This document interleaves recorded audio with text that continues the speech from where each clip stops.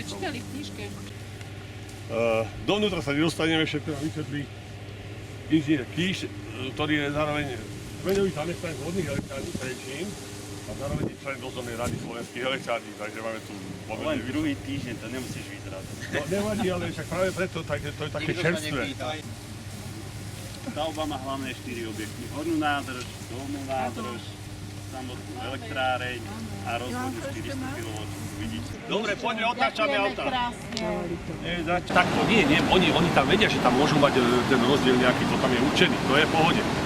Hornú nádržou to je táto a to hornou, kde príde, kde pôjdeme. Ale má prirodzené úniky, pitky. A to sú straty cez presaky. Technická časť elektrárny, tam nie je prístup a tu sa bude dať chodiť. No. 600 metrov. Zasa prejdú.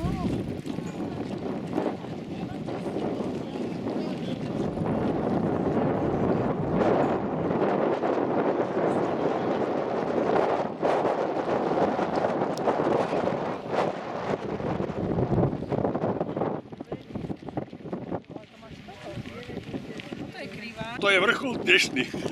Ženy dosiahli si vrchol. A my skoro... Chlapci a vy? Len tak pre srandu. Tu máme nízke Tatry, tam vidno Kráľovú holu.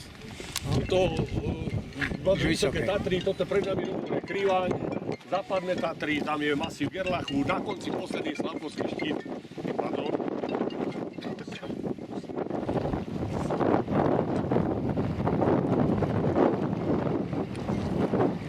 Posádky. To je prvé pojenie sa ideme, čo to všetko je.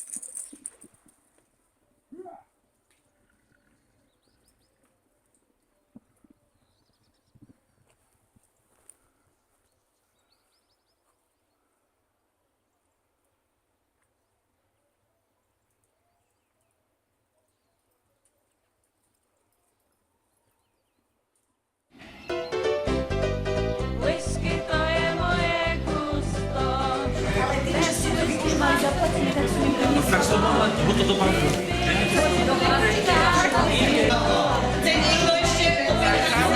Ja som si dala kávu, taká zlá, tak hnusná káva.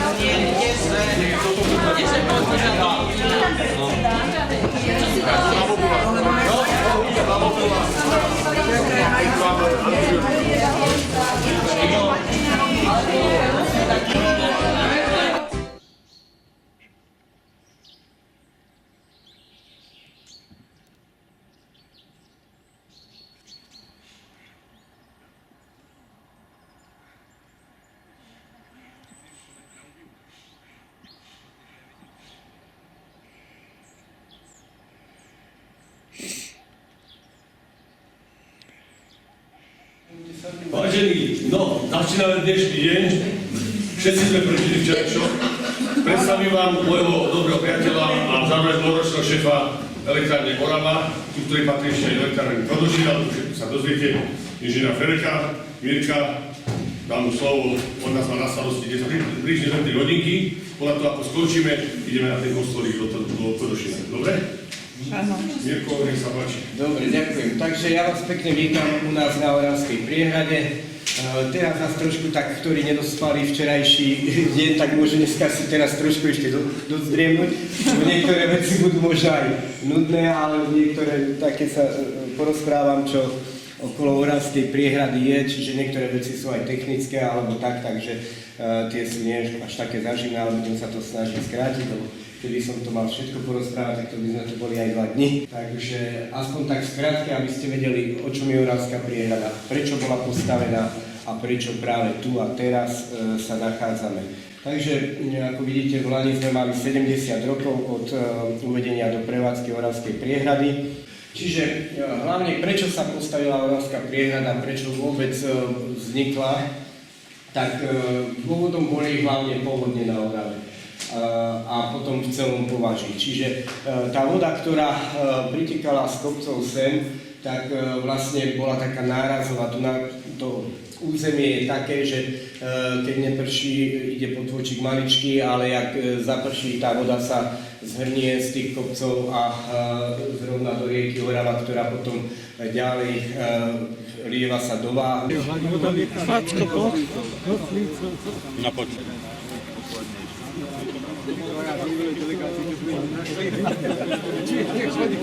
Sebojské dielnici, to sa dalo. Či nosiť sa.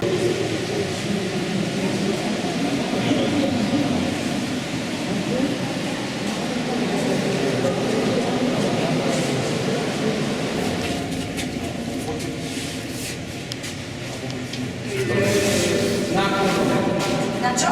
Náklonové sa nenakláňa meranie náklonu. Bo ináč je zaťažená, keď je priehrada prázdna a keď je plná, tak trošku tlačí a uložá sa vrací. Keď sa to mení, tak tam tečie voda. Nie, to sa postupne, vieš, to zase. Ale, choďte na druhú stranu a dole. Tak toto Pesaková voda sa Presaková.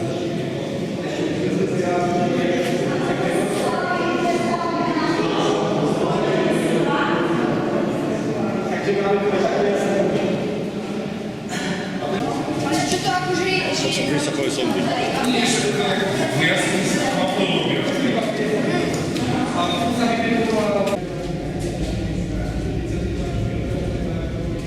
vidíš aj zakrivenie priehradného múru doľava, vidíš sa točí. Točí doľava, tu voda sa točí doprava. A tu sa točí doprava. Takže tu vidíš pekne zakrivenie.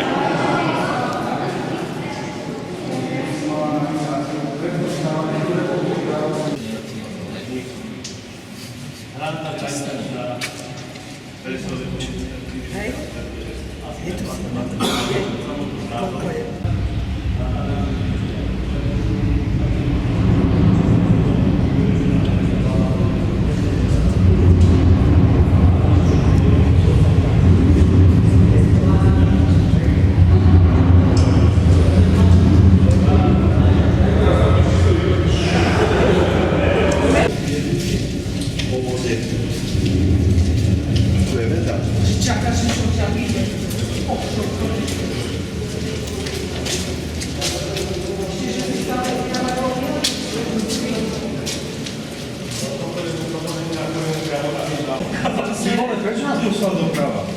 Jechal rejové. Asi, hej. Nechali som, hej, keď ho pekne. Kde ste zmizli? Dobre. Ste si dole rebríkom, či čo?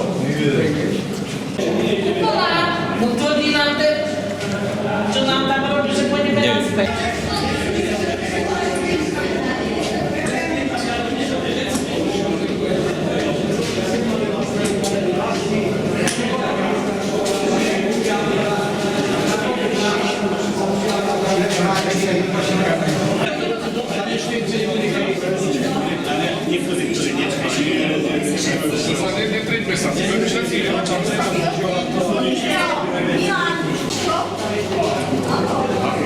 A nech ak má problém, že sa buď s manželom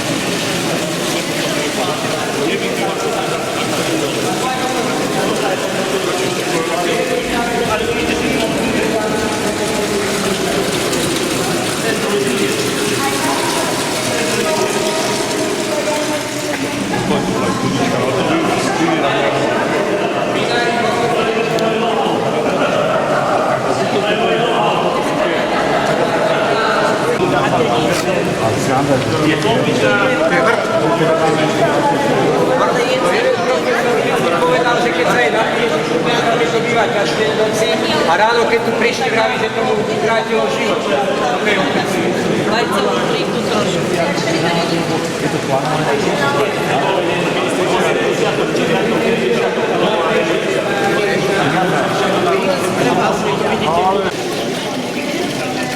Opakuje voda, dneska je akcia voda je zdarma.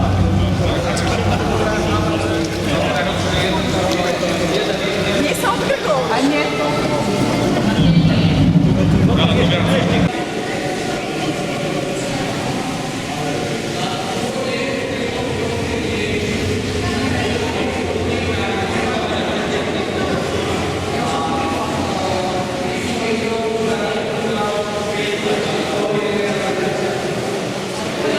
Toto je babička foto.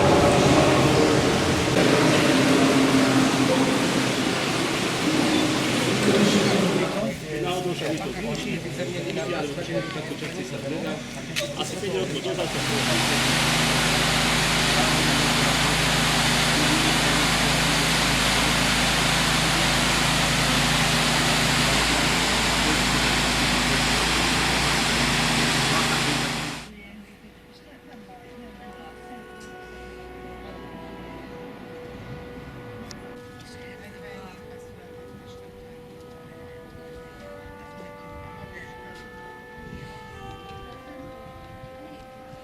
ktorý bol v roku 1919 prevezený do Maďarského múzea v Budapešti.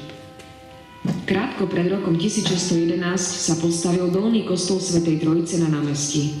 Na spodnej strane zaklenutia sú namaľovaní 4 evanjelisti v podobe sediacich postav. Tieto renesančné maľby pochádzajú z druhej polovice 17. storočia. Nad víťazným oblúkom je latinský nápis, ktorý udáva presné roky maľovania. Nie je to potvrdené, ale za autora sa považuje maliar Martin Hajno z Nižnej. Od seba korinskými stĺpmi. V poradí zľava svätý Matúš s dieťaťom, svätý Lukáš s bíkom a svätý Jan s orlom. V hornom oblúku je namaľovaná biela stuha s nápisom Táto slava patrí všetkým jeho svätým. Celý oltár je z lipového dreva a je bez polychromie, čiže sochy nie sú maľované, čo v súčasnosti pôsobí atraktívne. V oltárnej nadstavbe nad obrazom je súsošie korunovania Panny Márie so Svätou Trojicou, anielmi a svätcami. V strede pod baldachínom na obláčiku stojí Panna Mária, nad ňou Duch Svätý, vpravo stojí Boh Otec a vľavo Boh Syn. Vedľa nich stoja anjeli s kopiami a ďalej od nich ešte ďalší 4 svätí. Pri korintských stĺpoch stoja sochy. Zľava svätý Ján, svätá Juliana, svätá Justína. Vpravo potom svätá Margita, svätá Mária Magdaléna a svätý Matej. Obetný stôl s bohostánkom, ako aj soška na podstavci s ukrižovaným Ježišom, boli prinesené dodatočne a sú z novšieho obdobia. Celý oltár stojí na kamennom stupňovitom podstavci, zhodujúci sa s kamennou podlahou celého kostolíka. História to dýcha. Ja som rátal, že to je 17. storočie, ale to je dokonca v 15. už to bolo postavené.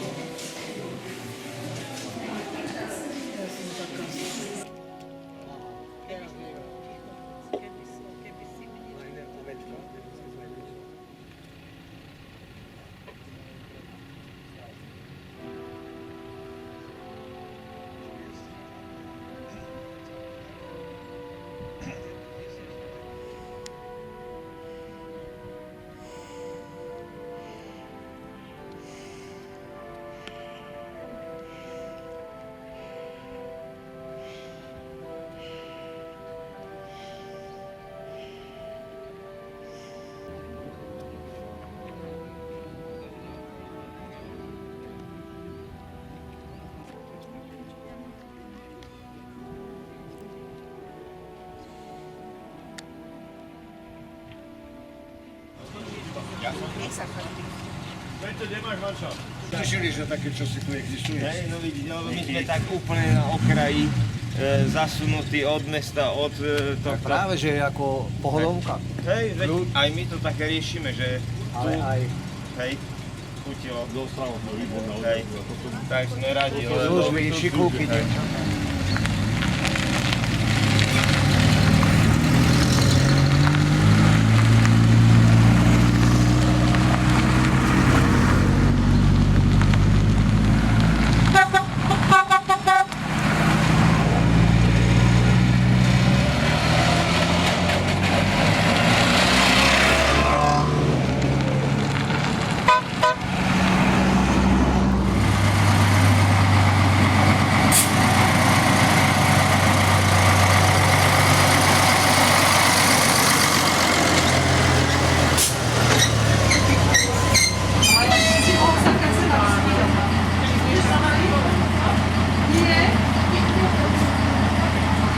Kilometra s bojovacou železnicou sa spojili dve samostatné lesné železnice, a to Kysucká a Oravská. Tieto železnice vznikli v roku 1915 až 1918. Spojením týchto dvoch železníc vznikla nová trať, a to z Kysuckej obce Ošťadnica do Oravskej obce Ovca, ktorá bola dlhá 61 km.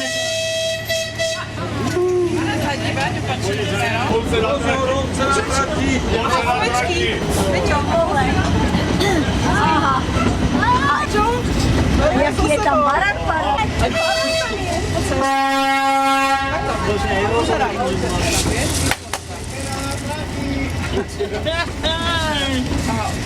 Dobre, tak to budeš vidieť, Peťko, tuto takto ostaviť.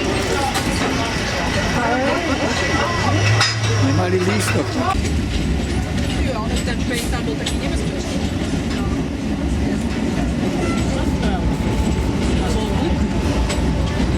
Toto sú buchny. Čarovná hora to je.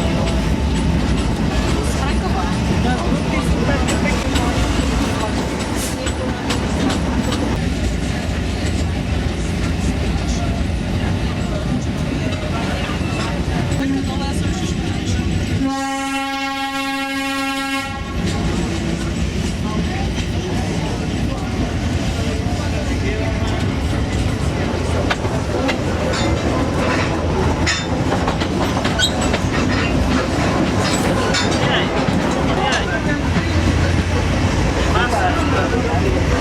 No a teraz peši naspäť.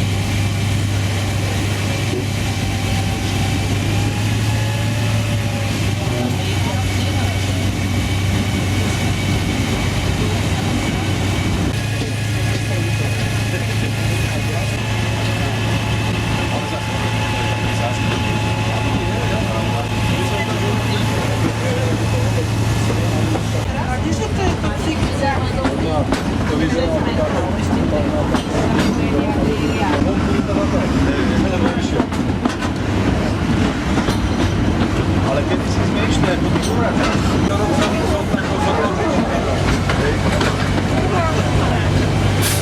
To na Oravu, na Prepolej, že skoro porovnáš na nemostiali na Oravu. To je 11.06, tých 6 minút ona bola tam. Ale skoro je to dobrý. Nastúpenie má takto hodinka. To sa nakláňa z okna. Tu bolo na poschodí aj jedna výstava takých kovových, kadejakých modelov.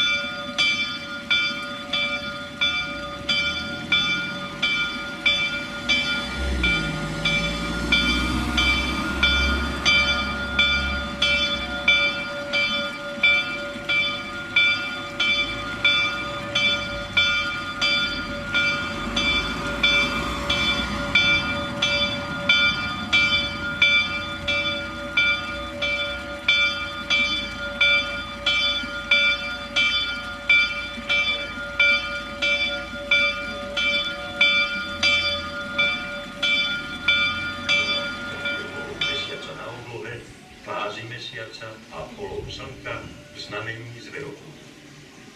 Na vonkajšom okraji je tzv. Kalendárna doska, ktorá má 366 dielov a každý deň sa otočí o jeden diel. Významné slovenské sviatky a pamätné dni sú na kalendárnej doske označené červenou hviezdou.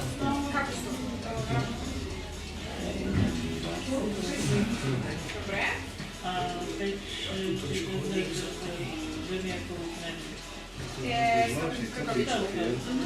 Dobre, všetko to bude? To môže byť aj niečo napustené.